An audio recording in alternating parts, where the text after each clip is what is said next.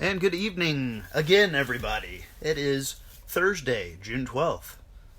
Thursday, another interview day. And it's a special one. I mean, all my interviews are special, though. I mean, they're the Rotten Report interviews. How could they not be special? But anyway, today I have an awesome guest that I revealed last Thursday. And hopefully you're as excited to hear from him as I am, because I'm here to interview Mr. David Howard Thornton, known as horror icon Art the Clown from Terrifiers 1 and 2. And we're here to talk today about those films and maybe some more things. Who knows? Who knows? But here, I'm going to go ahead and try to invite him. Let's see here. You'd think I'd have this figured out by now, but I never do. Technology, I tell you. But here, check this out. I got this specially to show. This is my Terrifier it's not a steel book. It's a signed Blu-ray. And I shipped this to all these people to sign it. So we're just waiting on David to accept my invite to join the video, and we'll be getting going here shortly, hopefully. Let's see here. I got a bunch of great questions for Mr. David Howard Thornton once he gets here. I'm not sure. He might be taking a minute to find the live. Let's see here. If I can send him another invite. Maybe he didn't get it. Hang on, people. We will get going here shortly. It's unable to join. Why not? Let's try again. We'll get this going shortly. Hello. There he is.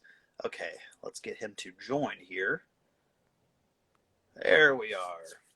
Now we just wait. We joined. David joined. This woman, golden woman, wants you to join. Let's see here. Requests. Accept my request, sir. We'll get this figured out, I promise. Golden woman, how are you today? It's good to have somebody here joining us so soon. I'm hoping some more people join in eventually, but if not, this will be on YouTube eventually, so there's that at least. Let's see here. So you should be getting an exclamation point. Poop. Let's see here. There is a video camera icon down at the bottom. I'm sending a request now. It should pop up with an exclamation point. Let's see here. There we go. It was like looking like I was freezing up for a second there. I'm like, oh no, what did I do? It's okay. We figured it out. Yay, technology! Technology is great, isn't it? Yeah, when it works. It works. Absolutely. How are you today, sir? I'm good. Can't complain. I've been packing all day. I'm flying out to LA tomorrow. Oh boy, some acting business, voice acting business, I believe. Nah. Yeah, I'm doing a signing out there at not Hollywood Depot, Halloween Depot. Oh, cool. In Southgate, yeah. Oh, I think you may have made a post about that. I'm not 100% sure. Yeah, and it's going to be fun. I think they're right there, actually. They just joined Halloween Depot. Hey! So, gotta send out my love. We got a lot of people joining in. That's exciting. Wow, yeah, that's fantastic. Woo, hey, everybody. Have you all here. This is going to be a lot of fun, I hope. Yeah. I wish I would have got a bicycle horn for this, but I failed to get one because I was in a hurry this morning before I left Walmart. Yeah. Mine's in my suitcase right now. That's a necessity for packing, of course. Oh yeah, it's always fun when I'm there at the airport. They see that in my in the X-ray, and they're like, "Why do you have a bike horn?" Just disregard that. Yeah, it's like, yeah, some reasons. Shh. Oh, it's even better when Damien gets pulled over because they see like they'll have like my mask in there for when I do the photo ops, and they just see this face in there like, why do you have this really grotesque looking face? He's like, oh, well, See, that's it. That's great. yeah. I remember I was watching, and I think it was a thing with Jamie Lee Curtis, and she was talking about having Michael Myers masks in her suitcase. She's like, "Could you imagine if I got pulled over with these?" Oh my God, it's insane. It's insane because like Damien will have that, and he also sometimes have some of like my weapons and stuff like that. Of course, like the real stuff, like the fake rubbery stuff. But they're like, "Why do you have all these blades in here in this mask?" And he's like, "Oh no, no, he's the clown. I'm making him up." That's still funny. It's like you get some people that will understand. They'll be like, "Oh, Oh yeah. Other people are like, "Okay, I guess you can go." have you ever gotten like to the point where like they've called like officials over before and like asked like, should we let them through?" Not yet. I'm wondering when that's gonna happen. I'm really surprised that actually hasn't happened. I mean, considering Yeah. uh, oh, all the stuff that I'm sure in the suitcase. Oh yeah, it's insane. It's absolutely insane. I just always have to laugh at it anytime I see him get pulled over to the side. I'm like, ah, happened again. No check mark. Keep it in Yep. the list. So, I've got some a good area of questions here. I think Sweet. fun to get into. Obviously, most will be Terrifier 1 and a little bit of 2 related. Okay. So I want to go ahead and dive right in, if you don't mind. So, Woohoo. when coming on to, why am I reading this? When coming on to an audition for Terrifier, did you and Damien know each other prior? No, not at all. That was my first time ever meeting him. Was at that audition. And now you guys are like besties. Yeah. It just worked out well for us, I guess. It was just, yeah, it was just a curiosity because you guys seem like you have really good like chemistry. And I'm Yeah. curious, like, hey, were they like friends before Terrifier happened, or what was the story there? Nah, we just work so well together. It's just like we've bonded so much with me in the makeup chair because he does all my makeup. So when you're spending at least 3 hours a day just one on one like that, then you tend to get to know that person pretty well. Yeah, absolutely. I mean, it's hard to count on your hands probably how many times you've gotten that makeup done, especially with all the conventions you do with not Oh yeah, the filming, the conventions with the photo ops and everything. I'm sure at this point you're probably just like, yep, just go ahead and just get started. yeah, yeah. Just slap it on. Just slap it on. Probably about 100 times now. I'm imagining. It'll be more, I'm sure. Oh yeah, oh yeah. My poor skin. Yeah, I'll get to that later probably. Like, well, actually, since we're talking about costuming, like, so let's see here. So is it comfortable? Like, not so much like the mask. Well, actually, Mhm. the overall wardrobe, like, has it become comfortable over time, or was it like really irritating at first wearing like the whole get up? I had to get used to it, especially the makeup on the face. And in the first one, when I wore the contacts, I had because I can't stand stuff in my eyes, but I just deal with it for the part because that's It, it's what it calls for. it You got it's to suffer for your art. it's part of the job. Yeah, What we do but for no, other than that, it's not too bad. You get used to the makeup after a while. I sometimes forget it's on yeah. until I go to the bathroom and I see myself in the mirror. I'm like, oh God, that's me. That's me. That's me, Dave. Don't worry. Let's see here. So considering someone else played Art the Clown before you, did Mhm. you have anything like to go off of, like when you auditioned for the role? Like, did you had you seen All Hallows Eve?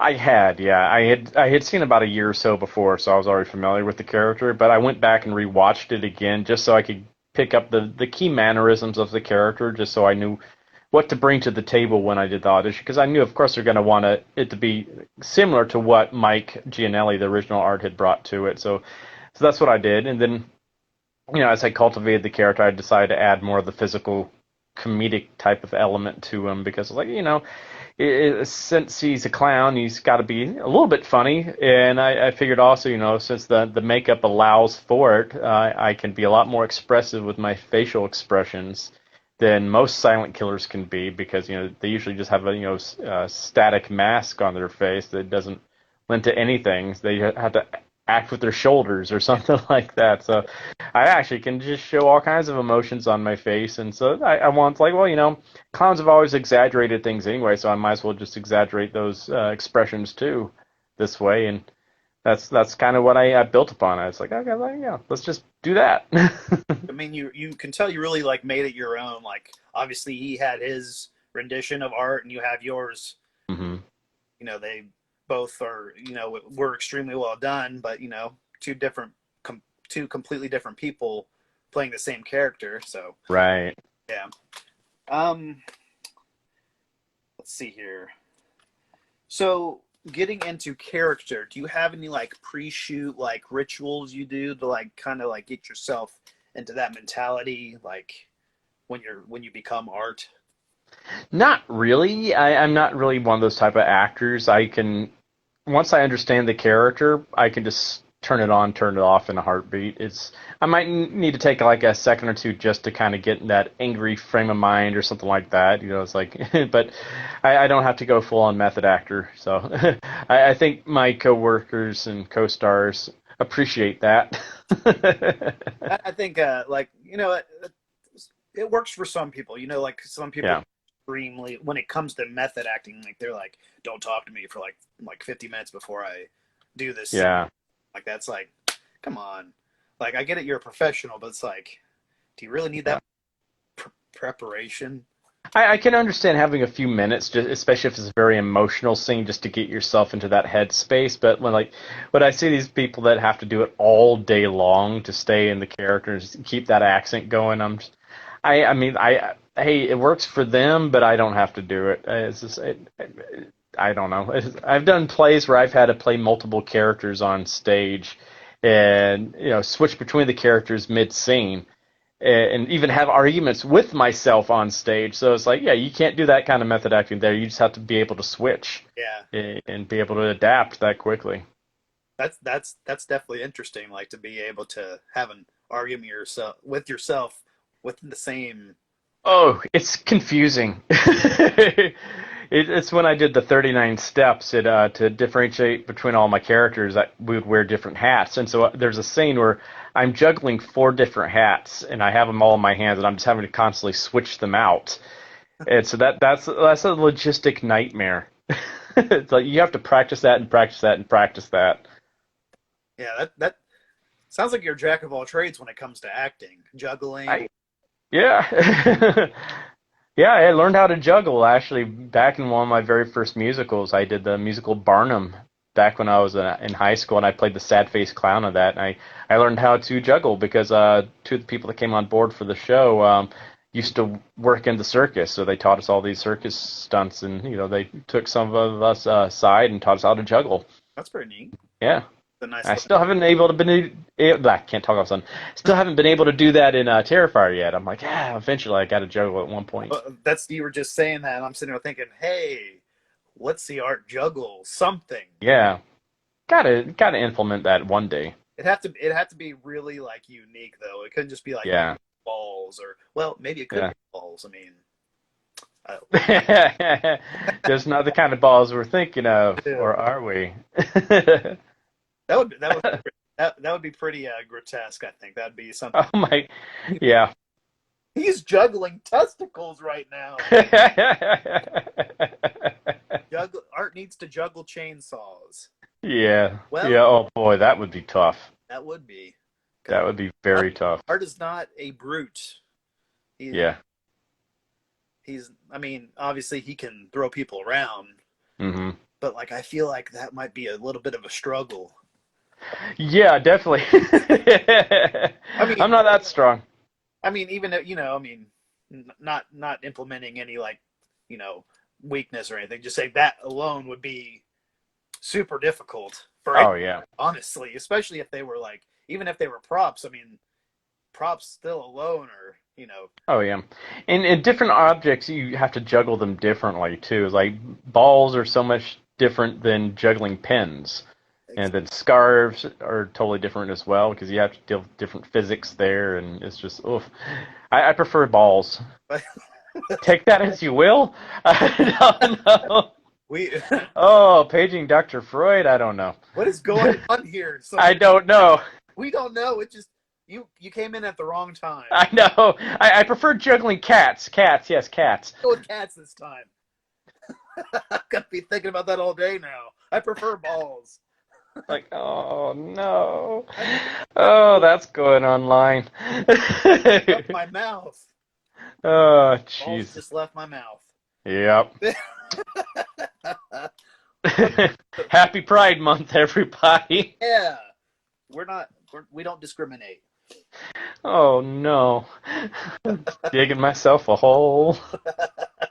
Let's see. Oh no, it's going. I don't want to ask that. Let's see here.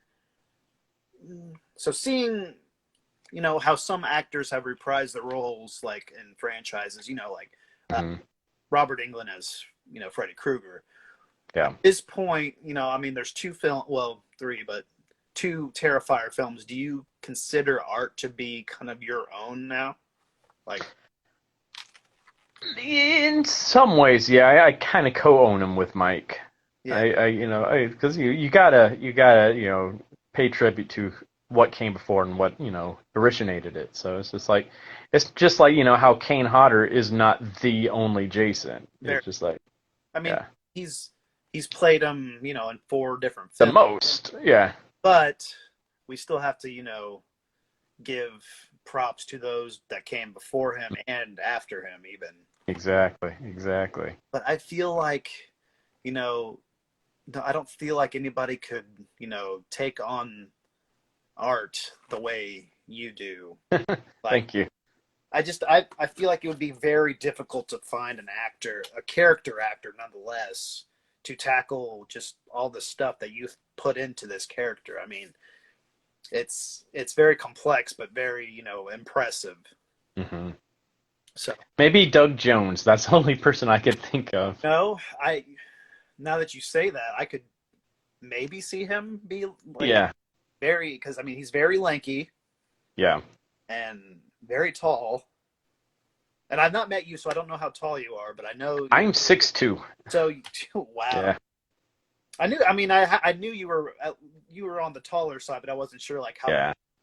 Because Doug, I think you guys are probably about the same height then, wouldn't you? Yeah, we're about the same height. Because I have met Doug Jones, and I know he towers. Oh yeah, tall, lanky guy. Yeah, I think the tallest person I've ever met at a convention was, I can't remember how to say his name. He's have you seen Rob Zombie's 31? Yes. The really tall guy that comes out with E.G. Daily. Yeah, I know exactly who you're talking about. That guy is like very, very lanky, but very. The guy's a lurch. Yeah. Yeah. He's huge. He's a very huge guy too. I feel sorry for him when he rides on airplanes. It's just like, 'cause I know how bad it is for me with leg room and stuff like that. Airplanes and going to Broadway theaters here in New York, it's like I hardly ever have leg room at those things. My knees are usually just jammed to the seat in front of me. I'm just like, oh, this is miserable. Yeah. I tell you, airplanes are not made for tall and big people. No, they are not. Like, I luck out because I'm short. I'm like 5'5", so I'm doesn't help being stout, though. Doesn't help being stout. No, not at all. Not at all. Especially when you're wearing a coat. Yeah, absolutely. I can imagine. It's just like, oh, geez. Yeah, flights, I've only been on 2, so I'm not, like, completely accustomed to flights yet, but it wasn't a terrible journey, I guess. Both times were to Mexico, so that was interesting. Oh, that's interesting, yeah. Let's see here. Let's see. Okay, let's talk about favorite scenes to shoot. Not so favorite scenes to shoot. Oh, okay. My favorite scene to shoot in the first film was the pizzeria scene. On so many levels. First of all, it was the most comfortable scene to film because I was inside with air conditioning and heat and running water and all that. So that was nice. It was a luxury compared to a lot of the other places we filmed. Yeah, So absolutely. it's like, yeah. So Warehouse. that was nice. But also, it's a scene where I got to play around a lot and Absolutely. really delve into all the aspects of the character. That scene, you don't really have to have a lot of exposition for the character. That scene tells you everything you know about him, so you see every aspect of him in that scene. So I thought that was what was so much fun about it. Yeah, definitely. That scene kind of gives you like a hint of, oh, this is how this is gonna go. Yes, You like yes, little introduction, so to speak. yeah. Like he's gonna Before it really goes off rails. absolutely. Yep. Um, I think honestly, it's not even a scene. It's just a little thing you do, and it just cracks me. I don't know why it is, but it's after you've killed Dawn, when you Hmm. when you bend down to her and you just poke her nose, Oh yeah. like Yeah, that was a little thing I wanted to add in there because she did that to me during the pizzeria scene. And when she did that, I was like, oh my God, Dame, I got to bring this back some point. I got to boop her nose just it's as payback. Yep, I it's just just so good. it's such a nice little touch that you just it's so comical, but it worked so Oh, just like it's like the icing on the cake right there. It's just like yeah. boop. Nose boops crack me up anyway. I have disarmed arguments that way, where someone's just arguing with me and I just boop their nose and just totally just disarms the person because they're just like, "Did you just boop my nose?" I'm like, But yes. like if somebody's just talking to me and I don't want to hear from them, I'm just like, you know what? You're Boop. And you have to add in the little boop because boop. that just confuses them. Did you? Like, and they don't know what to do.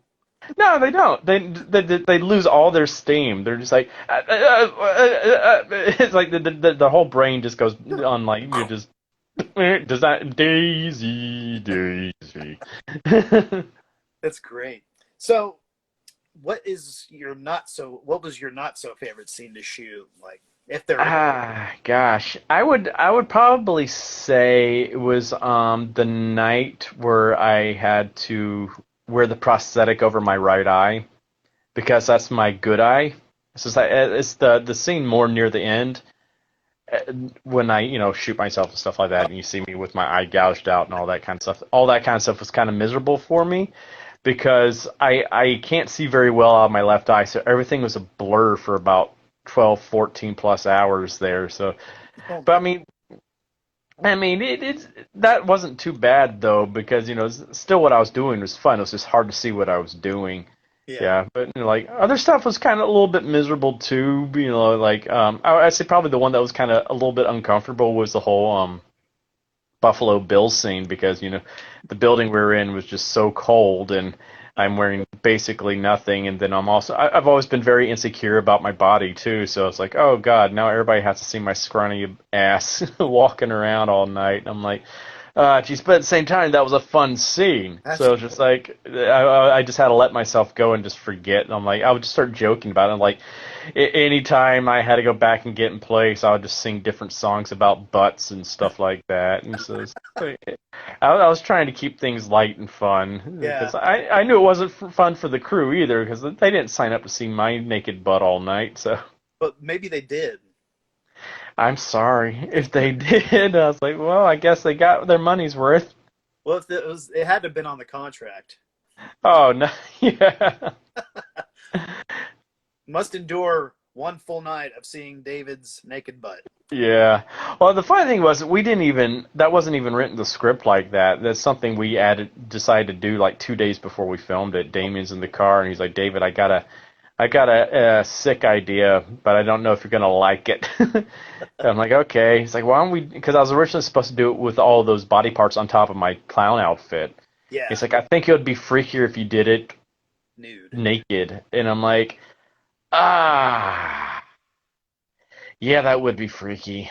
Yeah, that would be very freaky. And I was like, I also kind of looked at it this way. It's like, with Catherine exposing herself the way she did for that kill scene. Yeah. If she's willing to do that and like freezing temperatures and totally expose herself like that, I can do this. So yeah, sure, let's do this because this will add an extra oomph to that scene. So yeah, let's do it. Let's do it. I just pity the crew. It's one of those things like that. The film just it never like stops like going over the top. Like Yeah. you think it's gone like the most messed up it could possibly go. Curveball, or something else happens. Yep. And it's just like It's well, I think that's why I love the movie so much because it never lets you kind of you know it never let you like sit still. You're always like, there's another curveball, something more. Yeah, it never makes you feel safe. It's like, even like other movies where they rely on jump scares. You know the jump scare's coming because you can feel it. You can tell with the music. You can just tell the way it's shot and everything. Oh, here comes a jump scare. Yeah, exactly. It's just like It's gonna be loud in about 5, 4, 3, 2. yeah, just wait for it, wait for it, wait for it. Up there it is. Okay, it's just like yeah. So you kind of feel that little bit of a safety there with art. You just don't know what's gonna happen with them from one second to the other, and like the stuff he does is just so depraved. Exactly, like that. I watched that film probably for 2 weeks straight when it first came out on Blu-ray, and I was like, my wife's like, "Are you like how many times are you gonna watch this week?" I'm like, "Probably all week." It's like I just kind of soaked in the film, and I'm like, "Man, this movie is just like a lot of people are like this movie is just okay," and I'm like, "Are you kidding me? This movie is like next level slasher film." Yeah, they didn't understand what we were doing. Yeah, they don't get it. They don't No, get it. no. They're so used to this candy-coated Hollywood shit that keeps coming out year after year for the past decade or so. So just like, yeah, no, no. I think I said earlier today on a comment thread that like, we're kind of like, like punk rock or heavy metal, while Hollywood like horror right now is just bubblegum mainstream pop music. Yeah.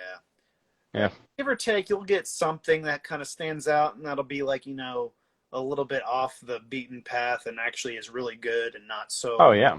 bubblegum. But then like most of the time something like, not to point fingers, but like Blumhouse is extremely hit or miss. Mm-hmm. And it's disappointing because they do have a lot of good films, but they Yeah. have a lot of films that are just like, how did that get made? Yeah. Like, Oh, it's just so many people are just trying to play it safe all the time now, and that's the thing. So you just get the same thing over and over again. You get that, and you get just a bunch of remakes and reboots. yeah, can we go back to the 80s where nobody cared?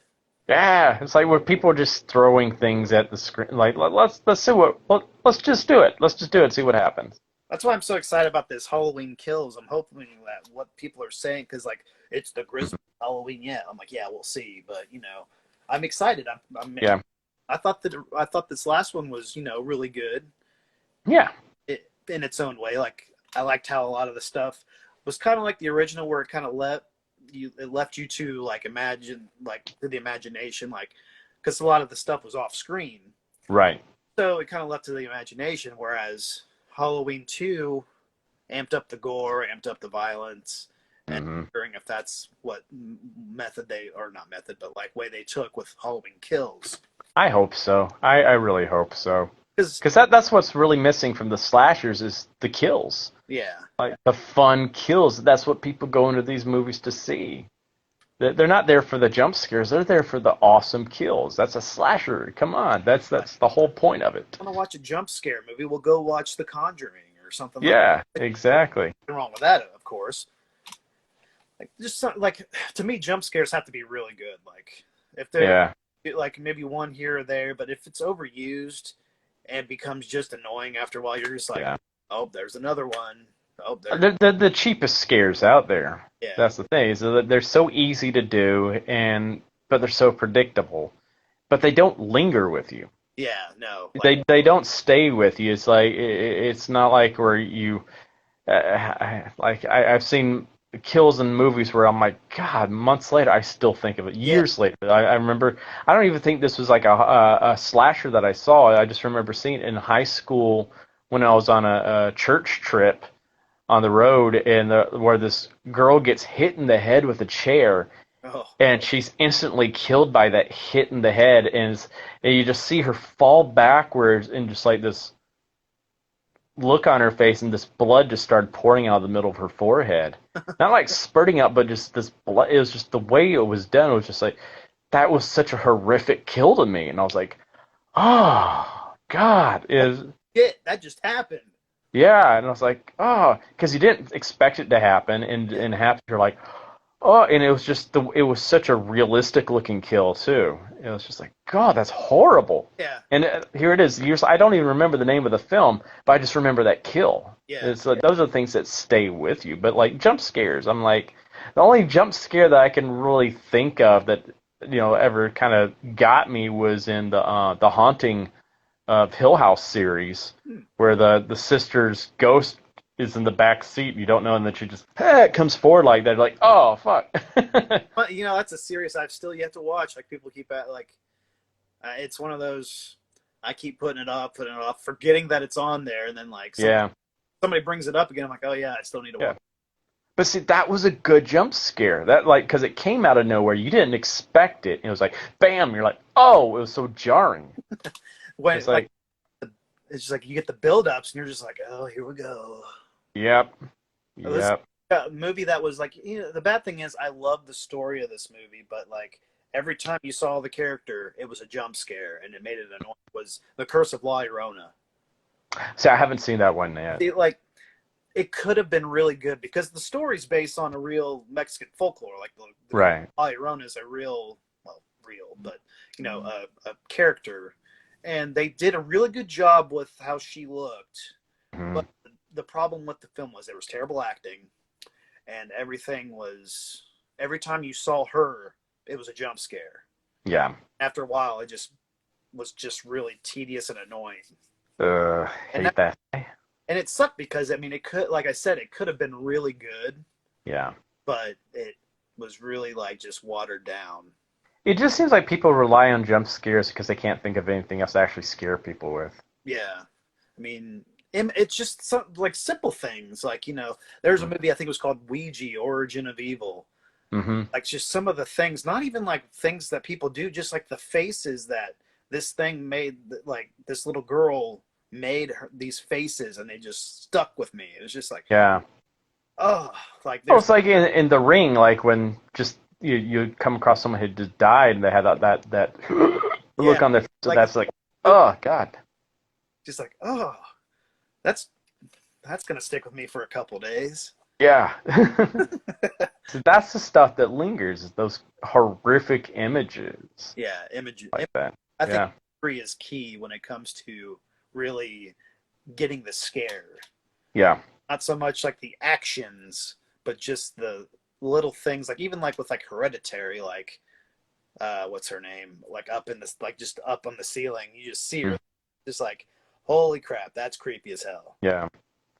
Oh, to me in that one, it was the decapitation scene. Yeah. That was just like that was so well done. Like you just didn't see that coming. It's like, is this gonna happen? Like, well, you kind of saw it coming, but then you're like, Yeah. is this really gonna happen? Is this really gonna happen? And then bam. The thump, and you don't even really see it. It's just that whole build up. There's like where he's just sitting there and he's so afraid to look back just to see. Yeah. And then he does, it's like, ah. Like, what would you like? Like you're sitting there, like, what do I even do? Like, Yeah. I couldn't even like. And then it shows the head like as it's like decaying. It's just like, yeah, that's terrible. Yeah. That was such a good movie. Did a really good job with that. And a lot of people are like, Midsummer. And I'm like, Midsummer was just okay. It had a good head smash though. It did. And Yeah. the whole like jumping off or is that Yeah, that whole part. Then they smash the guy's head, and afterwards, yeah. because he lived. And Yeah. let's just smash his head to finish him off. It's like, God. Yeah, that was brutal. And then it was like hands. It's like slow mo. Yeah. Like, oh, that had to hurt. Yeah. But see, that's the thing. It's like with that one, there were some good parts, but there was just so much of a lull between those good parts, and that's the thing. It's like, oh God. Story, but a lot of unnecessary stuff as well. Yeah. Could have been like an hour shorter. Yeah.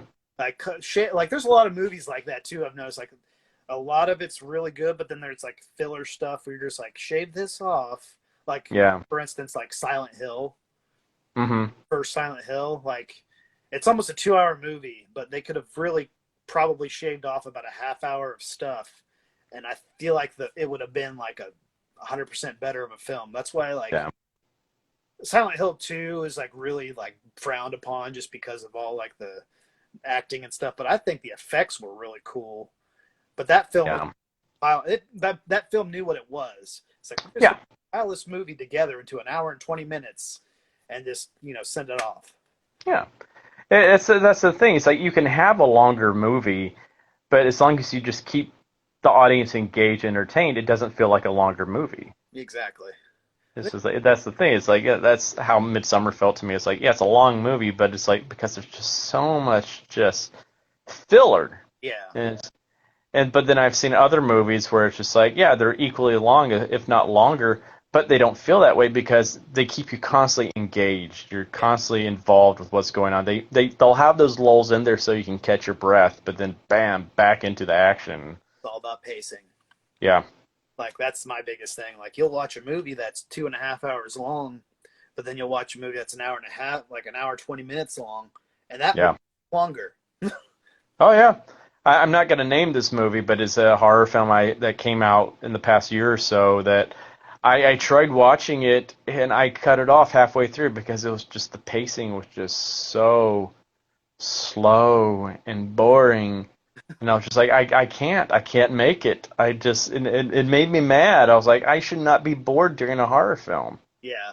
And I'm like, this is bad. This is really bad. It's just like, people are like, oh, you should have watched it all the way through. And that's so I went online, looked up what happened, and I'm like, no, that payoff was not worth it. I'm wondering who it is now. Because I probably don't know what it is, but Yeah, you probably do. You probably do. I just don't want to, name it, I guess. But it's like, yeah, but it's a movie that came out early last year. That's all I'll say. okay. I'll have Yeah, to go back and like look like yeah, 2020 films, the few that there were. yeah, yeah. Exactly. That's why it helps narrow it down. Kind of, yeah, it really does. I probably Yeah, know what it is. I probably just am not thinking like that far back. Like what came out last year? I don't know. yeah. Theaters like. It was based on something that where it's like the potential that was there to make it a really awesome movie, considering the source material. And I'm like, this is what you gave us. It was just trying to be way too artistic instead of actually just giving us a fun, entertaining film to watch.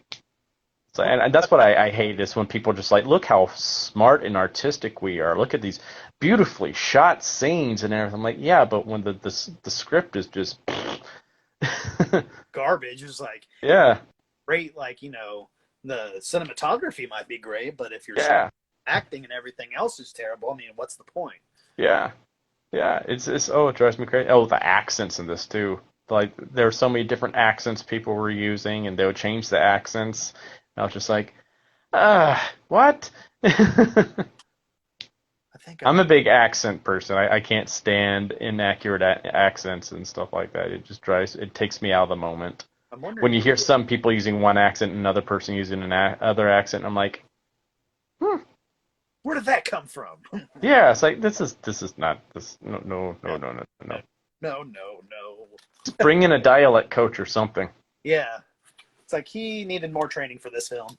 Yeah, I have to look that up now so I know what movie because I'm drawing a blank. Like I'm thinking about movies that might have been slow, and then I'm like, that didn't come out. yeah. You'll probably slap yourself in the head when you realize, like, oh, yeah. I do that. I hate that. Like I'll do Or something. you'll be like, how dare you say that? I love that movie. Screw you. That movie was awesome. Screw you, man. Screw you. But that's the thing with horror. Is like this is just my opinion. It's like other people, different things appeal to different people. That was just something that didn't appeal to me. I was like, nope. I've seen better. I've had better. Yep. Let's talk Dumb and Dumber for a minute now. Yeah. That movie never gets old. Oh no, gosh no. It's such a shame that Dumb and Dumber 2 TO was just kind of such a letdown. I know. It's Like I was just so excited for it, and then like I'm like, they like you could tell, Jim Carrey, he was still kind of Lloyd-ish, but like you could tell yeah, Jeff Daniels really struggled to kind of get back because he's done so many more serious films. yeah, So I feel like that character, it kind of had left him. He kind of got a little bit of it back. yeah. He didn't have it. No, it seemed like he was just kind of going through the motions there. It's kind of like, yeah, I'm here It's pretty for bad. the paycheck. Yeah, it's pretty bad that the prequel was better than Dumb and Dumber 2. I know. That's bad too. It's just It, like, oh man. it was It's fun, just but it was like the stupid. the original was just so well written. It was so Yeah, clever. It's just like, oh, you're gonna soil this. You soiled yeah. it. Yeah. It's so sad. Yeah. So I wanted to ask earlier when we were talking about art stuff. Did your mouth ever hurt from smiling so much? Oh yeah. Oh yeah. I was just so curious. I'm like, he smiles an awful lot. That has to like, and it's not just like, it's like full mouth smile. Like, Oh yeah. Those teeth really lend to it too because they're just so big and they're the bad thing is like every time I smile, it kind of ruins the makeup. So Damien's always having to touch up my makeup. So yeah, it's just like, so we usually have, no, we've gotten where we film all the scenes where I have to do the big smiles and stuff like that first. So we get the best, we get my close-ups first, so then we can let it fall apart later on. yeah. Gosh, I could have like, because obviously those are fake teeth. Like Yeah. I can imagine. I'm not a big fan of having like I used to have to wear like I used to like I had braces. Mm-hmm. Always have that in there your mouth and like Oh yeah. you played sports or something, you had to wear those mouth guards and Oh, my retainer. I have the gap in my teeth again because of back in the day when I went to college and I was wearing my retainer. I just didn't wear my retainer like I should have, and because I was just subjecting myself to pain every single night. And I'm like, yeah. I don't want to just subject myself to pain. And when I try to eat the next day, it hurts to chew food. I'm like, I can't do this to myself. And so my teeth kind of went back to some of their original positions. And I'm like, ah, dang it, all that money my parents spent on my braces. And it's like Sorry. it's like the biggest waste of money because like 3/4 of the people that had braces aren't gonna like like Yeah. I had that metal piece in the back of my mouth that's still there. It's like that little retainer on the back of on your canines. I forget. Oh, okay. And then like I had this top plastic retainer, kind of like the Invisalign. Yeah. Got my braces off to keep them like you're supposed to wear this at night so your teeth don't. I wore it for a good while, but then like it just kind of broke and fell apart, and I'm like, I'm not. Like, screw this. Screw it. Yeah, it's like, after a while, too, on set, I have to take the teeth out because they just start to hurt after a while. It's just like, I don't want to take these out now. But, that's after like 8, 9 hours. So I'm like, okay, I got to take them out. Ew. Yeah, they're so disgusting. Like having one of those like, when they take molds of your mouth. Uh-huh. I'm sure it's probably not like that gross, but like Nah. after a while. I always hate doing that because I'm always so afraid the mold's just going to stick and I'm not going to be able to get it out. I'm like, oh, God. And that's almost happened before. And I'm like, oh, God. Oh, God. Oh, God. I've had like every time like when they do that at like the dentist or the orthodontist, like they would do that and it just felt so like you're sticking your mouth into a huge thing like bubble gum and crap, and it just like Yeah. like we're just gonna let that sit there for maybe like 10 seconds. Well, don't do it too long, otherwise it's gonna stick. And like Yep. they have to pry it out. It's like, Oh, I hate that. trying to take Ugh. it with it or Ugh. Don't like it. Don't like it. No, thank you. no thanks. Let's not talk about dentistry.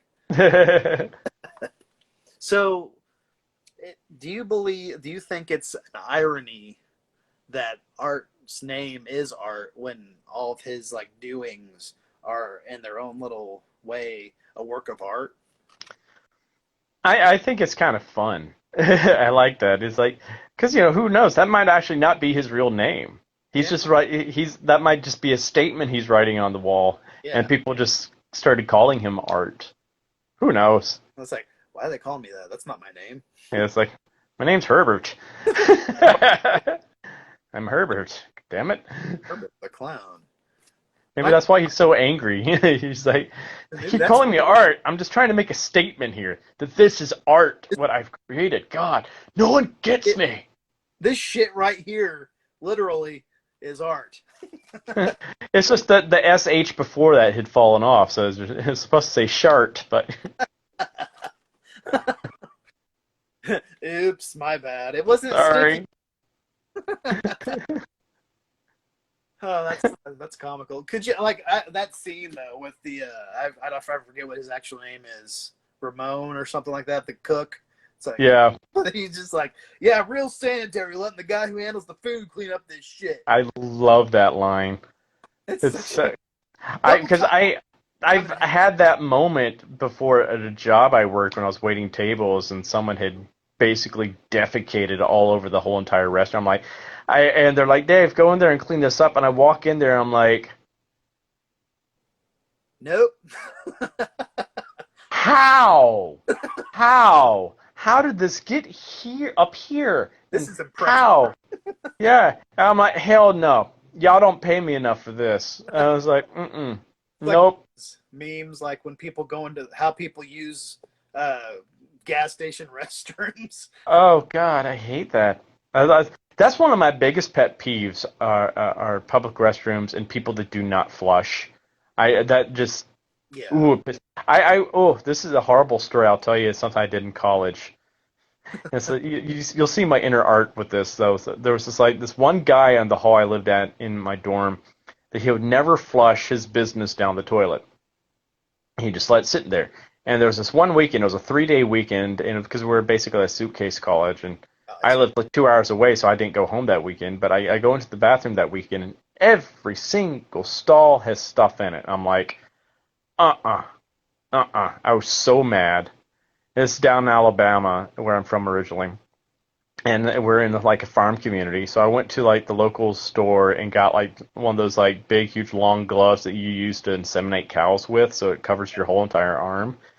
And I got a big Ziploc bag, and I filled up the Ziploc bag with some of the stuff that was in the toilet. I go to the guy's door and put the opening of the bag under the crack of his door, get some of my textbooks, drop it on the bag so it shoots everything into his room.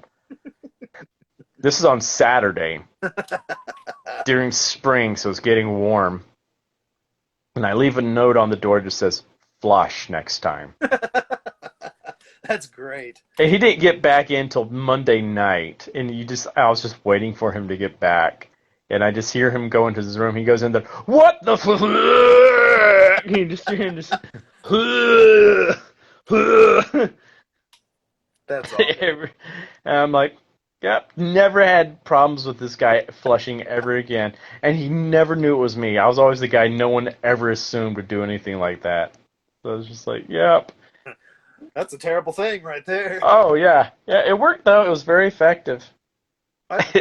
It's funny because my brother's like that sometimes, but he does because he's afraid to flush it. Mm-hmm. Like there's people that are afraid to flush toilets because they feel like it's going to come back up at them. Well, then you flush a few times before. It's called a plunger. It's there. Yeah. Oh my God. It's like I'd rather. Oh man, because I'd rather do that and then someone walk into the bathroom right after I had been in there and they see that and they're like, Jesus. like, I've done that once damn. by accident. Oh no. It's like I used the bathroom. We were at like a mall or something, and I'm like, I usually don't like using public bathrooms because I'm Mm-hmm. pooping in privacy at my own home. Imagine that.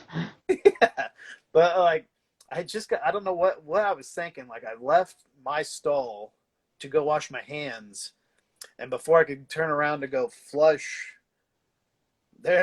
some other guy had already gone into the stall. I'm like, It's like, oh no, I'm sorry. I'm just gonna leave. That guy wasn't surprised waiting for him in there. Yeah, I was like, oh God. What? Oh, And that's my oh. Yep. Oh, that's never fun. That's never fun. I always hate those moments. It's like the walk of shame. It's like, I'm sorry. please don't go in. Especially when it's a unisex bathroom and like some hot girl goes in right after. You're like, oh no. Oh, this is going Mm. to ruin your day. It's like, I swear that was not me. It was someone went in right before me. It's like, whoo. And that's what the case where I come out. I'm like, woo, don't go in there right now. Someone just tore it up. Before me, before me. Yeah, before me. Like, ooh, oh, Who- nay, nay. This Get this some Febreze. everything. Movie's like this interview is literally like Terrifier. It has everything. I know. Some people are like, why? What am I listening to right now? Like this is literally like watching the movie, only without all the. So Oh, and I have this wonderful shadow play going on in my face right now too, because I'm in my room and I'm having used the sunlight from outside to light things. I'm sitting right next to a window with shades, so like I have Yeah. like this light glaring right on my face. At least it's I bright. have this. I have the whole Two-Face thing going for me right now. Yeah, it really does. Now I've noticed like Yeah. one side of his face is really dark, and it's just like, Like oh, ah. he's literally Two Face right now. Speaking of Two, Yeah. I'm really excited for Batman: The Long Halloween to come out. Oh yeah, me too. I'm I'm That's a great story. I'm really interested just because like I remember it was actually when I was in high school at the library. We actually had that in our library. Hmm. And the bad thing is, like, I don't think I ever like actually sat down and read the whole thing because I was terrible about finishing things at the time. Yeah. I know basically the gist of the story. Like, I want to get it and read it before I want. But I also want to wait because there's like a very nice. Yeah. There's a like a deluxe edition of Long Halloween coming out in October, Ooh. like a hardback edition. I don't know if it has like extra content or something, but Oh, that's cool. I want to get it, but then again, I also don't want to get it and wait and get that version because I'm a sucker for deluxe editions. Yeah. Yeah. Well, that's how I was with the when the Death of the Family came out. There's Yeah, also a whole supplemental thing to it that shows the whole storyline from all the other characters that were involved in it as well. So it's like, oh wow, this you really get a lot of in-depth, coverage of this one great Batman story. So I was like, oh, this is great. did you watch the animated Death of the Family film? Oh, this is Death of the Family, not the Death in the Different, Family. Yeah, different. yeah, the totally dead. Yeah, this is the one where Joker had chopped off his face. Oh, okay, different one. Yeah, Yeah, that's Death in. yeah, That's right. yeah. That's the one. Yeah, but I know which one you're talking about. Yeah, that was a good one too. That was a lot of what if scenarios. It's Yeah, like choose your own adventure. I thought that was really neat how it was like, this happened. What do you choose? Oh yeah. Though part of me still wishes they had gone with the actual, plot of it, where he's going, not Jason, but yeah, Jason. Yeah, he's going looking for his mom and stuff like that, and then that's when he found that she had been working with Joker, and Joker beats him up and everything like that, and then kills him, and then he becomes like an embassy to not embassy, but embassy, ambassador to Iran. Hmm. And so he's got, immunity from Batman and Superman and everything from facing justice for it, Yeah, and he was going to basically gas the entire UN and everything like that, and it's a great story. The yeah, whole thing's great because Batman's out for revenge and he can't get the revenge because Joker now has diplomatic immunity. yeah, Like this is insane. yeah. It's kind of weird, like how they've kind of twisted Jason Todd. Like, for instance, Yeah. uh, oh, like the Arkham Knight video game. Mm-hmm. How he was like, he's the Arkham Knight, but he's also Red Hood. Oh, it's before he becomes Red Hood, because that's at the end. That's he's like, oh, because like his Arkham Knight helmet broke off and became the Red Hood. Uh, Hood. that's the thing. Yeah. I never got that far in it because I got really annoyed with it because it initially became a Batmobile video game. Yeah. Yeah. Unfortunately. Like, it was cool. It's like, oh yeah, we get to drive the Batmobile. Yeah. Little did we know we would be using it for the whole video game. So many dang tank battles. Yeah, I noticed that It's too. like, oh, I don't remember how far I got in it, but there was this one part where you actually had to, at one point, like, grapple the Batmobile onto a roof. Hmm. I'm like, this is retarded. Unless you're watching a Schumacher film. True. I will always love Arkham Asylum the best, though. Oh yeah. Like, I think I liked Arkham City better than Arkham Asylum though. like Arkham City, like I do The like, ending to Arkham City was just like, whoa. yeah. But like Arkham Asylum, I like how, because Arkham City obviously it's much bigger because Yeah, in the city, but then Arkham Asylum it just seemed like it was kind of enclosed. yeah, It was an open world game, but it wasn't too big. Like with me, like right. I I don't really like I don't play big games. I guess just because I like to keep it small. Yeah. It's just like people play Skyrim and stuff like that. I'm like I couldn't play it because I wouldn't. I don't have that kind of time. It's a time commitment, trust me. I know I've got plenty of friends that are like, yeah, I'm just playing Skyrim for 25 hours straight. Oh man, I can't sit there for that long. I don't know how people can do that. After like 4 or 5 hours, I start to get a migraine. Yeah, like you just get this sense of I'm just tired. Yeah, like I gotta go on and do something else now. I'm done for the day. like I the most I could, like even when I was younger, like the most I could do at a time, like I would play for like I like to savor video games. Like people are Hmm. out there beating games in like a couple days, like day 1 day, 2 days time. It's like Yeah, what are we gonna do with it after you beat it? Like are you gonna like you already know what happens? It's like you don't get to say you don't savor it. yeah. I'm like that too. I like to like stretch it out, especially if it's a good game like Legend of Zelda. It's like I will stretch that out as far as I can because I'm like it's a Zelda game. I love those experiences and stuff. But yeah, I will sit there and play this over a course of a month Yeah. or more. And then you have these people that beat it in a weekend. You're like, my God, Like did you enjoy it at all? yeah. Like Were you just trying to rush through it or what? I'm like, that's crazy. like if I think I'm getting too far in a game, I'll quit playing it for a while. Yeah. Go back and start playing. Like I think I did that with Jedi Fallen Order. Like Oh yeah. I played that for a while, and then I got a little ways. I kind of quit playing it for a while, then came back to it. I finally eventually beat it, and that game was awesome. Oh yeah, that was really good. I can't wait for it because I think they're making a sequel to it, so I can't wait. I'm pretty sure that opened up a whole nother little Star Wars universe. Well, not Oh yeah. so to say universe, Well, but another story. another story there. I It think was a lot of fun. A lot of fun. yeah, absolutely. How Oops, sorry. characters like and I like Cameron Monaghan anyway, but Yeah. like characters, there's a lot of depth to him, and he has a lot of when you gain all of his abilities and stuff, and like you get Yes. the added lightsaber, and it's just like, oh my gosh, I thought you had to like unlock this at some point, but you actually did. I just wish all the unlockables did more than just be, aesthetics. Like, oh, I got another colored poncho. It's It's very like, woo. most of the stuff was just like stuff for your like wardrobe or color changes for BD1 or Yeah, the mantis.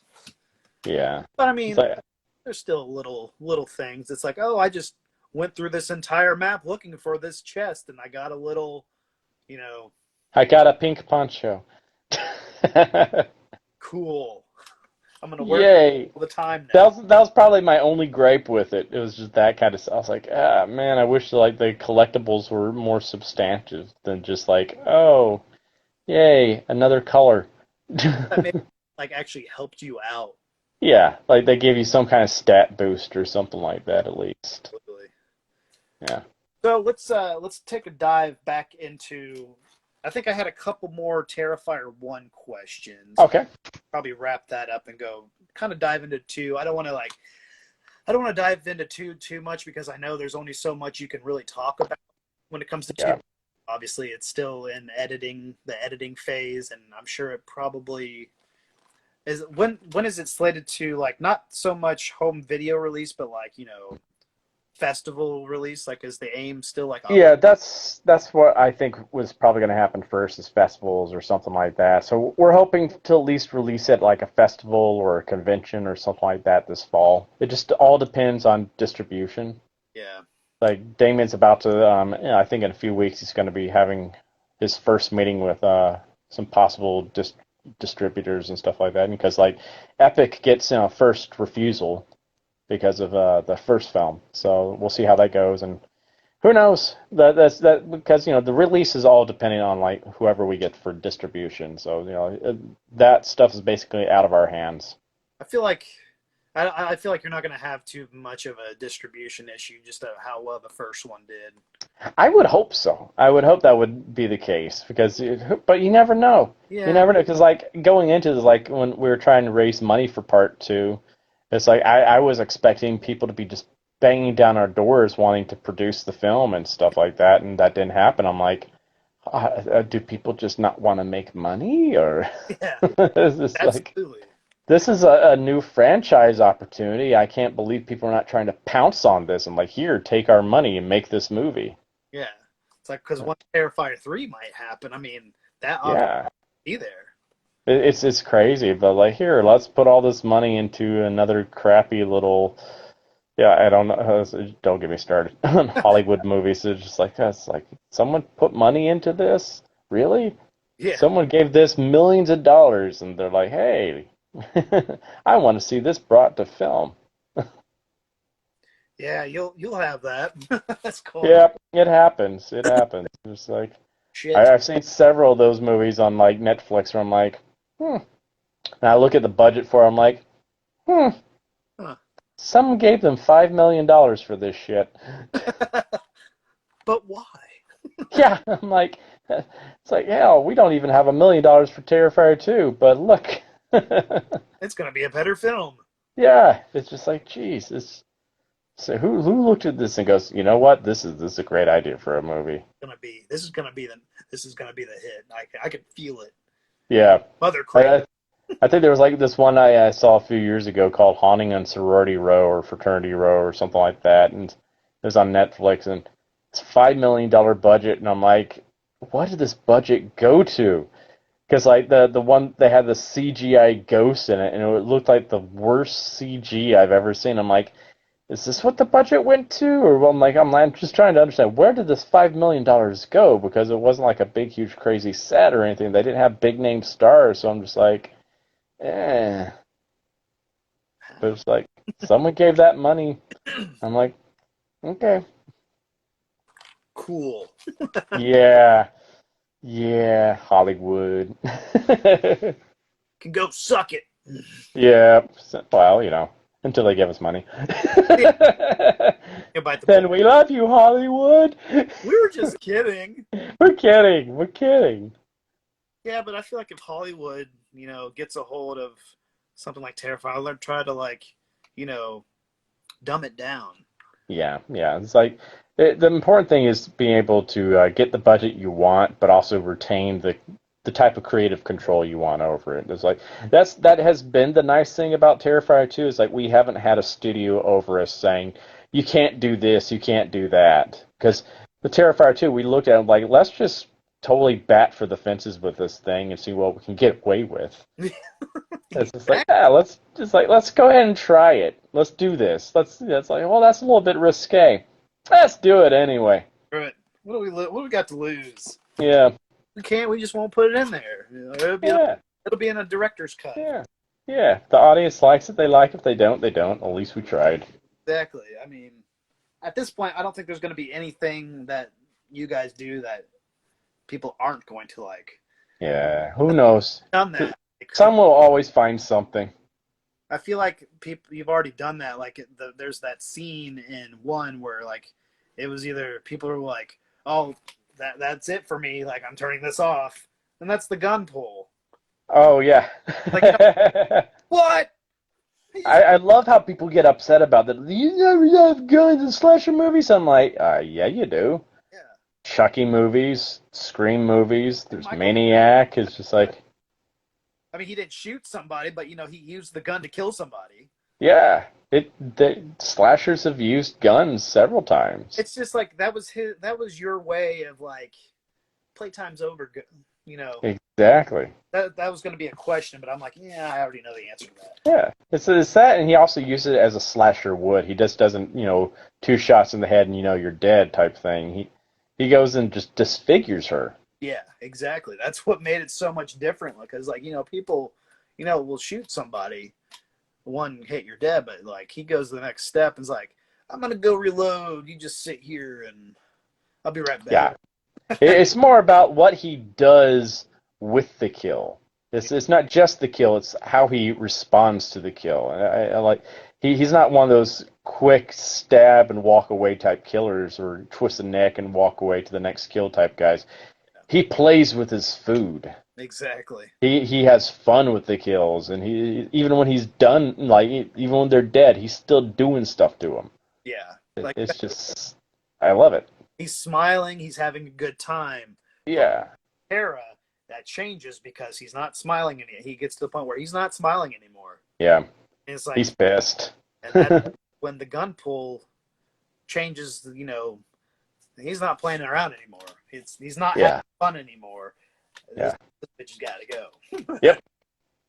I think He took care of it. that was a unique, like, and a unique twist to put there. Like, obviously, there's going to be people who are like, no, and then other people are like, holy shit! Like, Yep.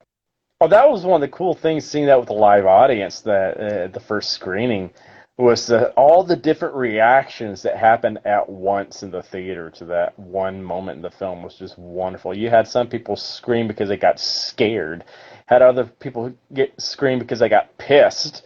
They're like, "How dare you kill her?" You know, that type of pissed. Yeah, other people just start just cackling, laughing, and because that was awesome. So there's so many different reactions that happen at once, and that's how you know you've got something good. Is when you can elicit so many different type of responses at yeah, the same time like that. absolutely. It Like, affects different people different ways, and I love that. that's the thing about, like, watching a horror film. You'll get that, like, it's great to see all those different reactions. Hmm. You know, Oh, it's like that picture they have of the first screen test from Alien with the chest burster scene, and you see all these people acting with these horrified, responses, and you see that one guy in the back just kind of sitting there going, "Hey." I love that. oh, Yeah. yeah. It's a funny story about Terrifier's, like, premiere. There was going to be a showing at Horror Hound in March of 2018, I believe it was. Hmm. It was supposed to be on, like, the one of the later showings. Like, I think it was supposed to show like 8 o'clock. Well, it was a busy day. My buddy Hmm. with me, he was getting, because they have a tattoo thing where they get, where they have like a tattoo room where people get tattoos done. Well, he decided he was going Yeah. to have a tattoo, and he had a while, and I was like, you know what? It's 4 or 5 o'clock. I'm going to go back to the hotel room and kind of chill out for a little bit because it's been a long day. Yeah. I went to the hotel, and I'm like, I'll take a nap. And so I took a nap. I got woken up to him because I guess he forgot his key or something, and he was showing me his tattoo. I was half asleep, so I'm like, yeah, cool, that's cool. I'm gonna go back. And I had an alarm set for about 7:30 ish, I think, because it was supposed to start at 8. And I'm like, Hmm. and then I don't know, in the process of before falling back asleep after he woke me up, I think I turned my alarm off. I woke up from whatever nap I was taking. It was like 10:30. I'm like, you gotta be No. I was so mad because I was so excited. I was like, man, I'm gonna set an alarm. I'm gonna go watch this movie on this, and I was so mad at myself. Like, we had pizza and beer in there. I'm like, I'm just gonna engorge myself. Aw, dang. I was so That sucks. was like, well, that was also like it. That was when it was releasing on Blu-ray very soon Hmm. as well. So I'm like, well, you know what? Screw it. I think I pre-ordered it while I was at the convention, and I have it right here actually. Woohoo! And this is the one I believe I sent this to you and had you. Yeah. I think, Yeah. yeah, because I had, and like I did that with all of these. Like, I sent this to everyone. Like, I didn't. And yeah. You were lucky too, because I usually don't do signings by mail anymore because I've had so many things get ruined in Yeah, transit, and I'm like, oh man, because it scares me when people send me stuff like personal stuff like that because I don't want it to get damaged. yeah, yeah. And I mean, I understand that. It's like I It was definitely early on because it was before that. I think it was before it even hit Netflix. Hmm. 'Cause Oh yeah, we didn't come out on Netflix till September of 2018. yeah, it was definitely before because I sent Yeah. it to Damien first, and then I think I sent it to you, and then I think Samantha Scafidi soon after. I think the hardest one to get was Jenna. Yeah, she's down in Atlanta. Yeah, she was kind of hard, not really hard to get, but like I had to keep reminding her that it was at the post office. Post office, go get it because they're gonna like do something with it or something. Yeah, The only one I really after and she's now always is so busy too. She's yeah. She's more like she's really like into producing and stuff now, isn't she? oh yeah, That's what. producing, directing, writing, all that. She's so like she and Samantha and Catherine, all three of them are all just like they wear so many hats. They're so talented. Oh yeah, like Katie coming from off of Trauma stuff, Yeah. and I don't really. I think I actually messaged the most. I messaged Sam the most out of all those people. Like she actually sent like a little letter, but because when I sent this to you guys, I generally tried to like write a little letter, like saying like how much I appreciate the character and how the movie was and stuff, everything, and like thank you guys for like reading the letter and everything. Hmm. She actually wrote back a little letter, so that was cool, and I kept it with the Blu-ray. Oh, that's really cool. I was like, I'm not gonna throw that. I'm keeping that forever. I probably didn't even write letters because I'm like, people are not gonna be able to even read my handwriting. I have horrible handwriting. I can read it. My only gripe is that you wrote it in black pen. Oh yeah, Oh, it's it's before I like, had a silver pen and all that kind of stuff too. So it's just like, ah, I think it's right here. yeah. Yeah, it's still there. That's when I was new to signing things. Maybe I'm gonna sign it, whatever. It's like, oh man, Who do I even, freshman error. that's okay. Such a noob at that point. I'm new. I don't know what to do. I don't know. No one's explained this stuff to me. I didn't know they had colored pens I could use. I thought black was all they had. Yeah. Oh man. So let's get. There's a couple things I haven't asked, but I don't really want to dive into that because I mean we've talked about the first Terrifier a lot, so maybe we'll dive into two a little bit. Cool. There is one thing I was going to ask. So, and I feel like this will probably be explained in two, but like Hmm. Art is not necessarily. I wouldn't say he's an entity, but I feel like there's an entity out there watching over him. In a manner of speaking, like is Hmm. because I always thought like I saw that like at the very end, so obviously Art can be killed, Right. where you blow your head off. Killed. Yeah, it's like pow. That was pretty brutal. Like the whole Yeah. like eating Samantha's face was really cool too. Like it's like was that just a curious thing because you don't see that like prior to that. Yeah. I'm It is. I think he was just killing time before the cops came. It's like I'm gonna eat her face. I'm Num cool. num num num num. So with that, like at the very beginning, you see her disfigured face. Has a little bit of Art rubbed off on her? Quite possibly. Is it like a kind of like a rabies? I see. I kind of look at it as like because yeah, this goes back. We're one of like the things that people have talked about with Terrifier. It's like, oh, it doesn't have much of a plot. I'm like, actually, it does, Yeah, and it's basically the Killing Joke type of story about one bad day. yeah, All it takes is one bad day to reduce the sanest man alive to lunacy, and that's what it was. It's like you're seeing what the whole arc of Terrifier is a whole flashback of what caused Victoria to lose her shit, yeah, and that's what it was. And so that she's Art has basically kind of, I guess, in a way, infected her yeah. with his madness. So initially, Terrifier's not about Art the Clown at all, but it's really Ah, Victoria. yeah, yeah, yeah. Twist. No, What a twist! what a twist. No, but like I was always so curious about that whole sequence with like all the stuff flashing and then I don't know where Hmm. alive again. It's like he's not an entity, but there's definitely some higher power there. Yeah. know, There's a reason he's back.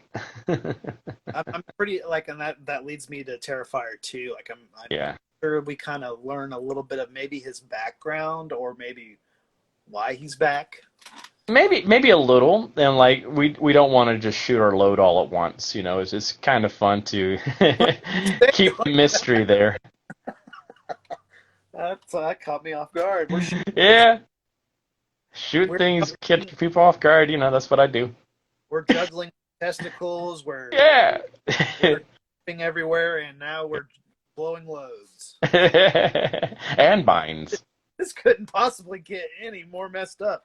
Oh, of course not. But yeah, like I mean, we'll have some little hints here or there and stuff like that. But I think like Damien originally planned to do a lot of his origin in part two, but time wise, when he looked at the rest of the script, he's like, "Oh God, this is going to add another 30 minutes to the film. So it's got to be a 3-hour film now." So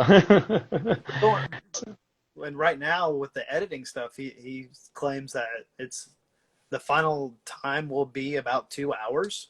yeah, it's a little over 2 hours. Right now it's about 2 hours and 20 minutes. Where he's seeing if he can shave off a little bit of that though. But like we've talked about that, where like what can we cut out Yeah. without sacrificing? And there's a whole part of the film where we could actually cut it, but it's such a fun scene that I think the audience would be really pissed off if we cut this part because it's a big set piece in the film and it's really entertaining. So it's like, well, yeah, it's like. This definitely could be shorter, but it's a lot of fun. We're not gonna cut that. No, we're Yeah, gonna. so we're not. That's why we're doing. It's like, yeah, who cares if this is like a 10-minute long scene?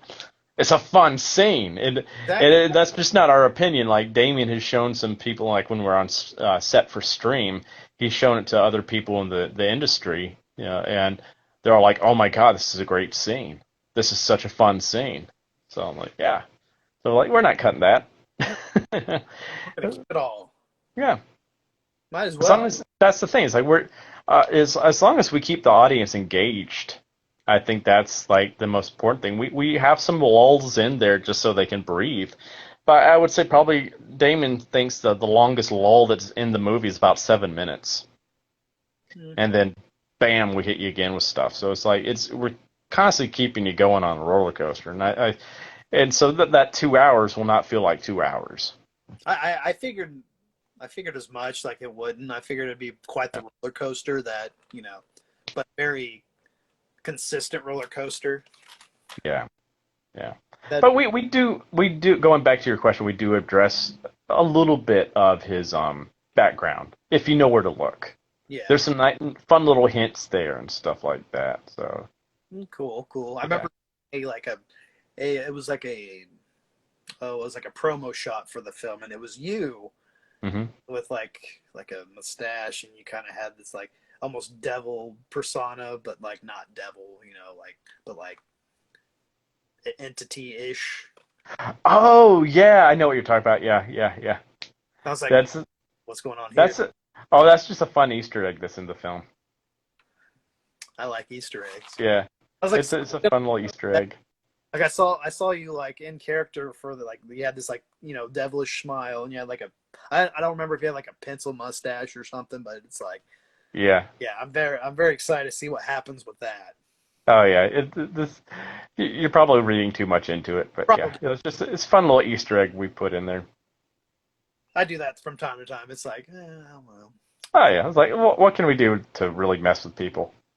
But you guys brought in some, horror royalties like Tamara Glenn and Felissa Rose. How was Yeah. them? Oh great. I mean, I didn't actually work with them. They have little cameo roles and stuff like that, but it's like everybody else that did get to work with them just had so much fun with them and stuff like that. They're just great people. I mean, like, Tamara was there. We filmed the same day, and so we hung out a lot together. And Felissa, like, we do so many conventions together, so Felissa's like family. So that was just, I love her to death, and her scene's hysterical. She's just so funny. She's just so funny. She does play, like, I remember watching her in Hatchet for Victor Crowley. Yeah. Her kill alone is just comical. Yeah. And there's another cameo in the film as well, but we haven't officially really announced that yet. Gotcha. Yeah. Yeah, We want that definitely to be more of a surprise for people. just like gotta love the Yeah. camera. I Oh love yeah. because I love Tamara Glenn. Of course, like Halloween 5 is one of my favorite of the franchise. So obviously, Yeah. her little role that she has in that movie. Oh, she's great. She's just Uh, such a sweetheart. I'm hopefully interviewing her one of these days, so that'd be fun. Oh yeah. Oh Kind of, yeah. She's awesome. I'm thinking about after I do this interview, I kind of want to do like a themed interview, like summer's coming, so do like Hmm. you people from films that like sleepaway camp. Like I would love to interview Felissa Rose, but I know she's probably extremely busy.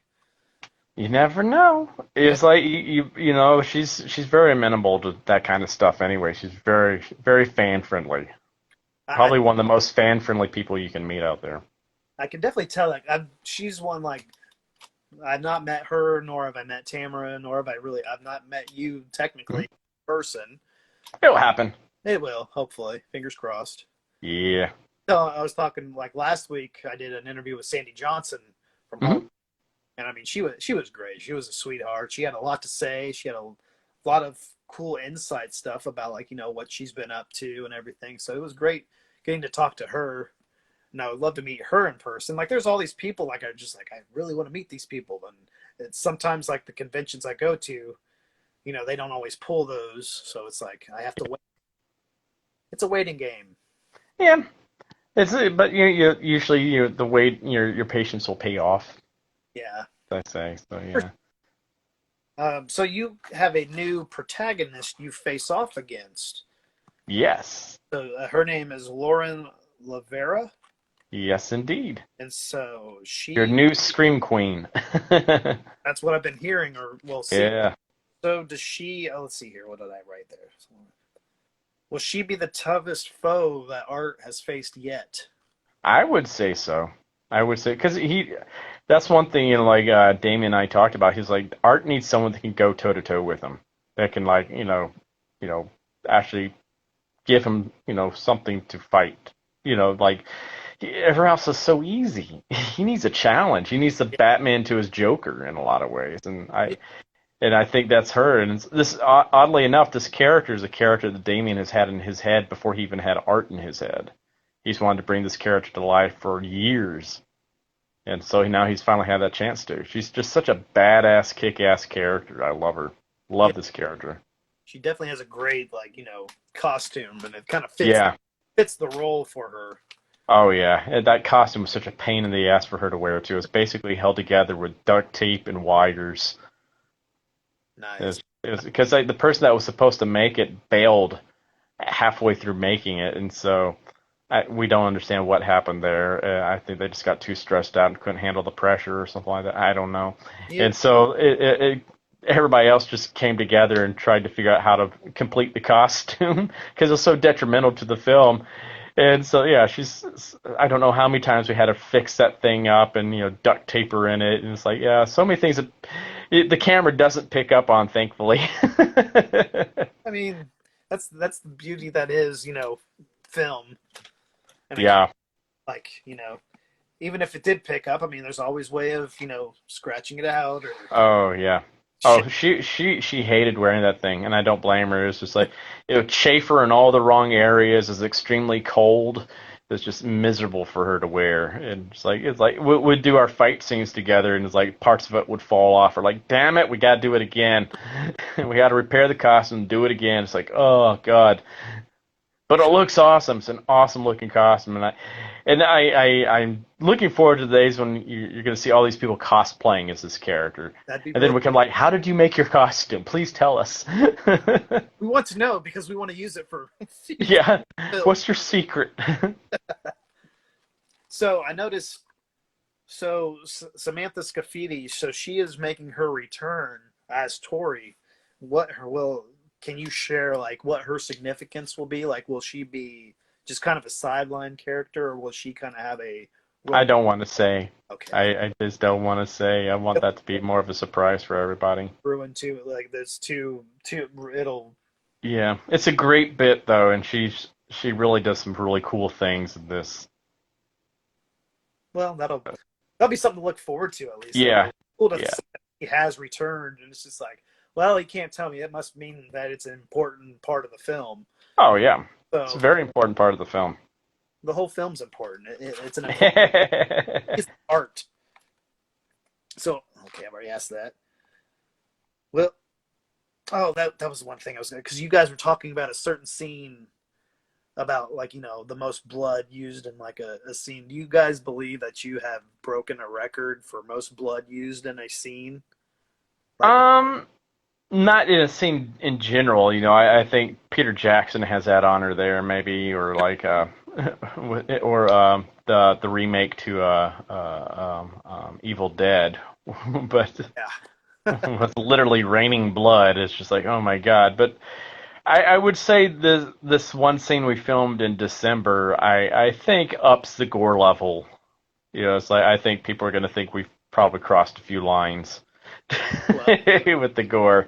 It literally made Damien nauseous while he was editing it. oh wow. Yeah, and I'm like, dude, you're the one that created this. So, It's- yeah, it took us about 5 days to film this scene because there's just so many elements to it, I guess you could say.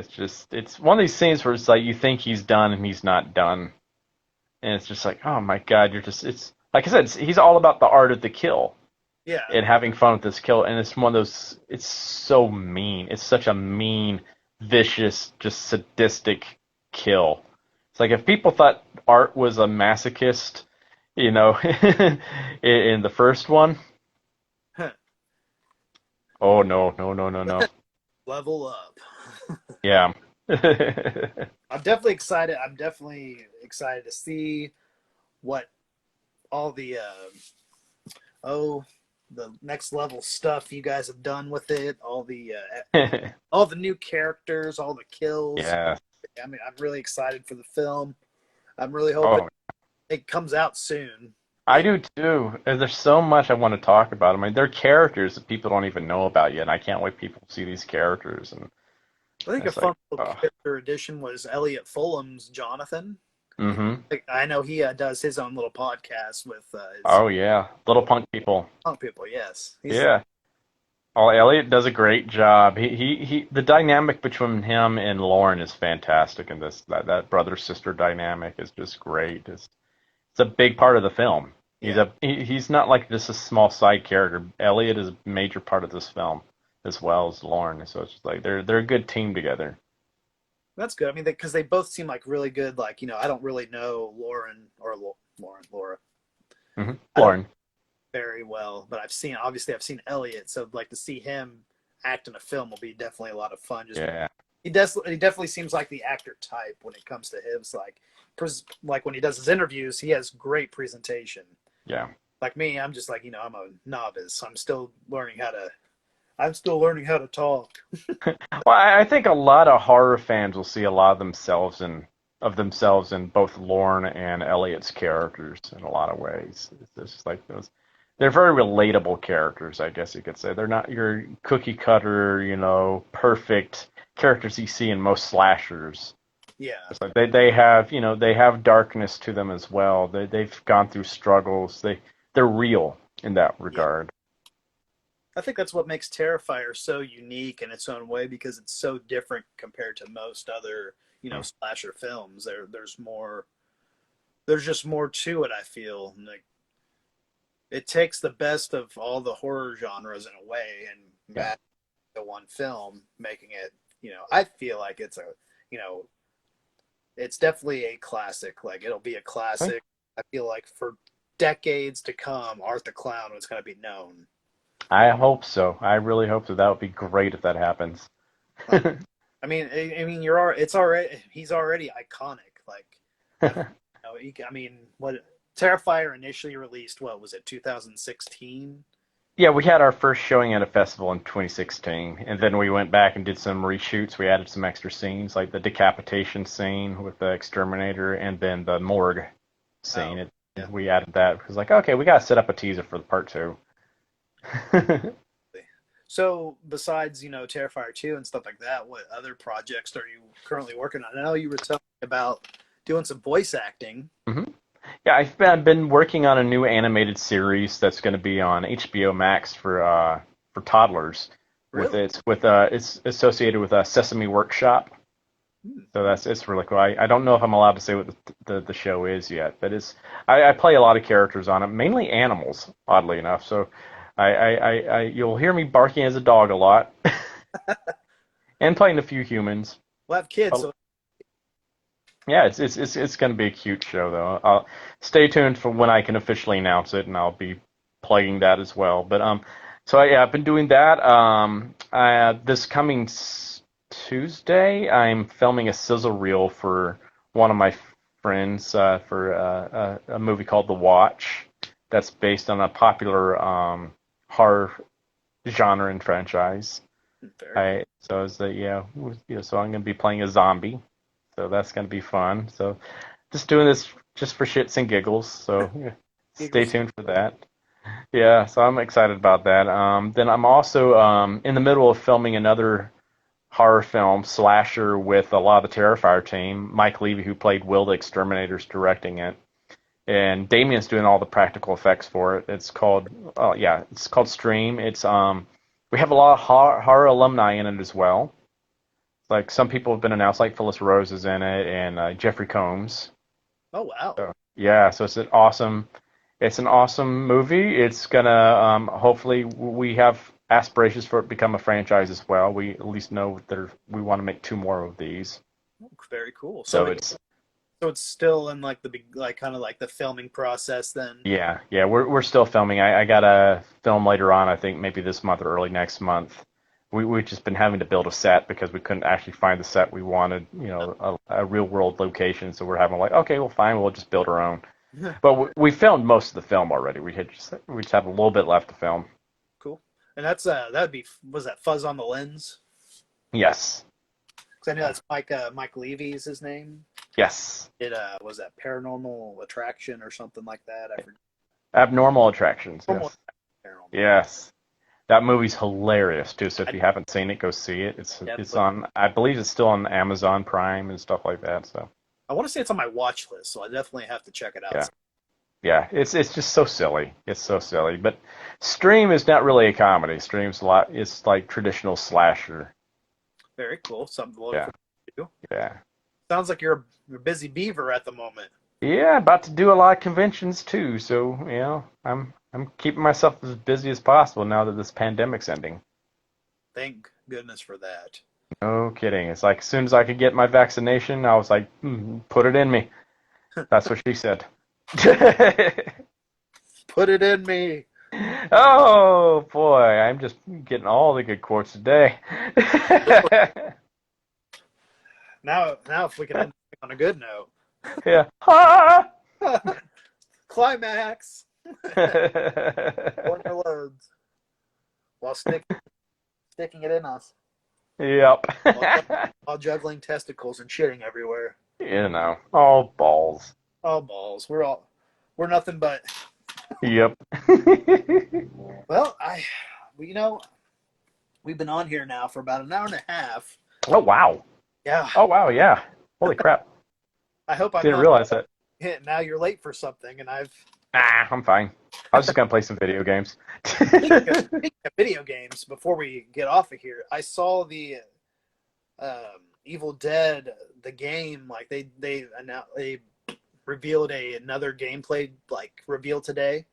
Oh. Just like a little bit ago, like right before I hopped on here, actually they had it was a little snippet, and like Groovy. Bruce Campbell himself was like doing a little like tidbit with it. Nice. They didn't reveal a release date yet, but they did reveal like a lot of cool stuff. Like, I mean, it has like so many different characters you can play as, like Ash, his sister, Pablo, and I think the other girl from Ash versus Evil Dead. Oh, I was hoping they were going to bring them in. Good. Then they have the option, because you can play as those characters, but you can also play as the Evil Dead. Oh, sweet. That's going to be pretty interesting. Like, you get to play as, Nice. It was funny because he was like, Bruce Campbell is saying, it's like, well, and if saving the world's not your thing and you're a dick, you can also he can always play as the evil. And it was funny. It was like right at the end of the video, he says, and I'll leave you with this. Ash didn't wear brown pants for nothing, or something like that. It wasn't by accident that Ash always wore brown pants.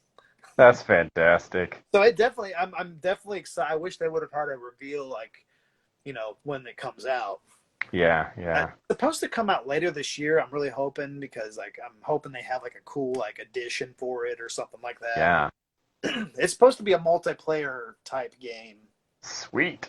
So I'm wondering if it's like, I don't think it'll be like like somebody was asking. Sounds like Dead by Daylight, but I don't think it will be. I think it's just a Deadites by Daylight. Yeah, Deadites by Daylight. You know what? I want to see that Hail to the Deadites documentary that's supposed to be coming out. Oh yeah, that'd be cool. I'm hoping they like do a home video release for that, because I haven't seen anything on it. Yeah, I forgot about that actually. I know I read about it in Horror Hound about a month or two ago, and it sounded. I mean, you have your Friday the 13th documentaries. You have your not Freddy's documentaries. It's like now we have an Evil Dead documentary. Might as well. I also saw the recent announcement about the Chucky series as well, which I'm excited about too. I think that'll be pretty interesting Yeah. take, because honestly, I thought Cold of Chucky was a really interesting film. I did too. I liked it. I thought that's one thing I will say about that franchise. It's always trying to reinvent itself and try to discover and play with new things. It doesn't believe in just doing the same thing over and over and over and over and over. So absolutely, it seems like they have 3 different eras of Chucky films. You have the Andy era, and then you have the Bride of Chucky era, the Tiffany era, and then you have the Nico era, with Fiona Dourif's character. It's just like that era there. So very and it had such great kills in Cult of Chucky, like the whole was it the little the air thing that he threw, it cracks all the glass and it just comes down. Oh, that was so good. It was a very cinematic, stylized film, very artistic. Yeah. I scare myself. It was great. I loved it. I was like, it was actually a movie I did not expect to like nearly as much as I did. Yeah, I mean, I think I remember watching it on Netflix, and the day after watching it, I went and bought it. Yeah. Because that was really good, actually. Yeah, very clever idea too. It's a very smart film. Like you said, it's great to see these reinventions, but it's also not great to see some reinventions. For instance, Spiral. Yeah, I haven't seen that yet, but I've heard. What can you do? What can you do? You can only kill so many people with traps. Yeah. I don't want to talk about it. It is what it is. Like, it has its moments, but honestly, it was just very disappointing. It was too generic. Yeah. Like, you have the iconic voice of Tobin Bell replaced with a generic computerized, hello, detective, I want to play a game. And it's like, I'll just stop you right there. That's awful. Yeah, it's not the same. Just not the same. It's not. But, it is what it is. It had its moments. Like, some of the kills were pretty crafty, but even it was still kind of generic. That's a shame. I mean, I'd say it's worth at least a watch. Yeah, which I'll do eventually. I just haven't had the time recently. Yeah, it's probably the worst Saw sequel. Yeah, they call it a sequel. They say. Well, so those films did get a little bit complicated as they went along. Then it was like, oh my god, it's like, oh, this is a character that was in the third movie, but you're like 8 films later, you're like, who was that again? Oh, God. You have to basically watch them back to back to understand what's all going on. There's a lot of characters that jump around. Yeah. But I loved how it kind of went full circle at the very end with the Hmm. the last, because a lot of people don't like the last movie. Hmm. Uh, yes, we're talking about Saw. Whoever just asked, Yeah. but the final chapter or whatever it was called. Yeah. I loved the full circle at the end where Carrie Elways comes in and he's like Yes. he's the acting Saw man now. I thought that's good. That's bringing it full circle. Yeah, exactly. I thought it was a cool story, like especially because what was it, Sean Patrick Flannery plays a character where he's basically a fraud. Hmm. It's like, yeah, I went through this jigsaw thing and I lived. Yeah. No, you didn't. I'll buy your book.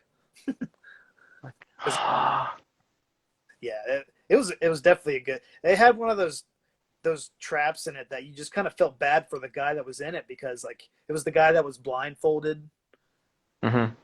where they were on the wood planks basically, and he had to throw the key to him. I'm trying to remember. It's been a while. They Well, all kind of just blend together in my head after a while. after a while, it's like this is just the same movie Yeah. characters. Yeah. But oh well.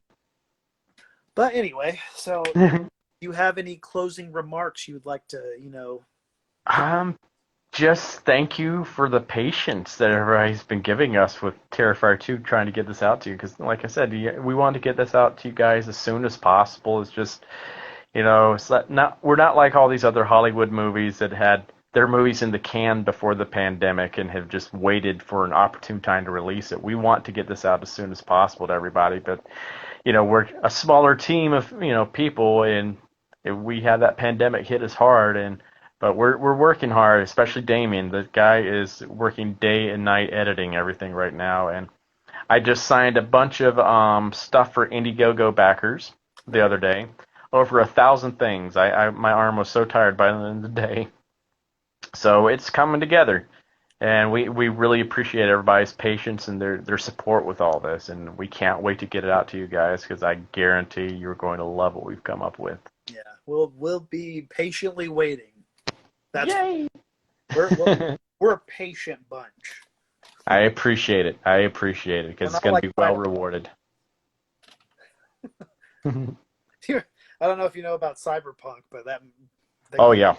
Yeah, we're not Cyberpunk fans. We don't want an unfinished game.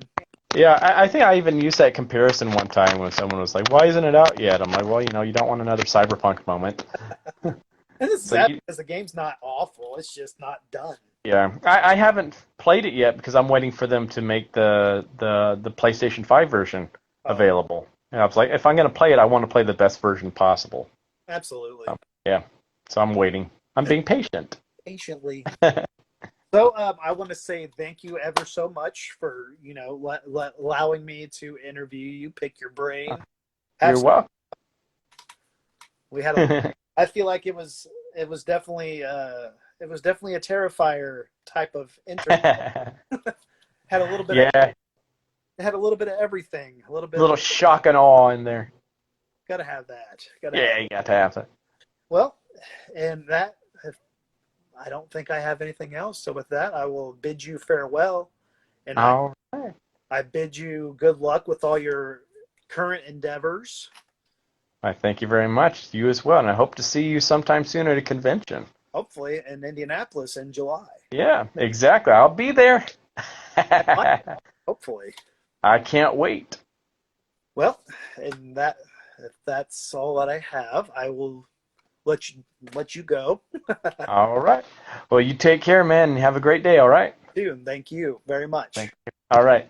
Bye. Bye.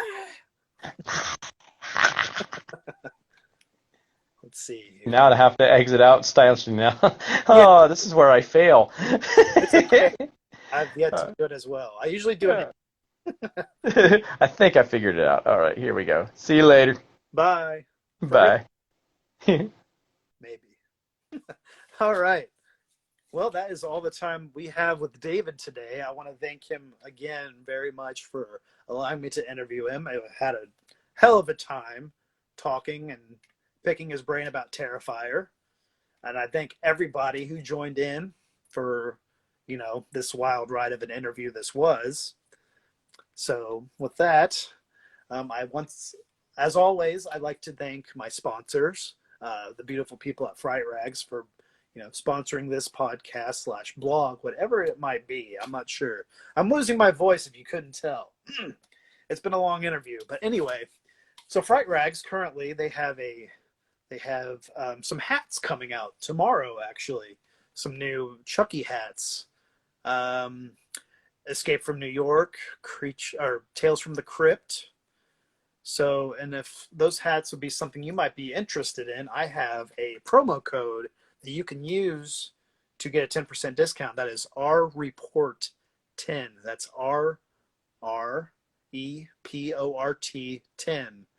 And you will use, that'll get you a 10% discount. So please definitely use that.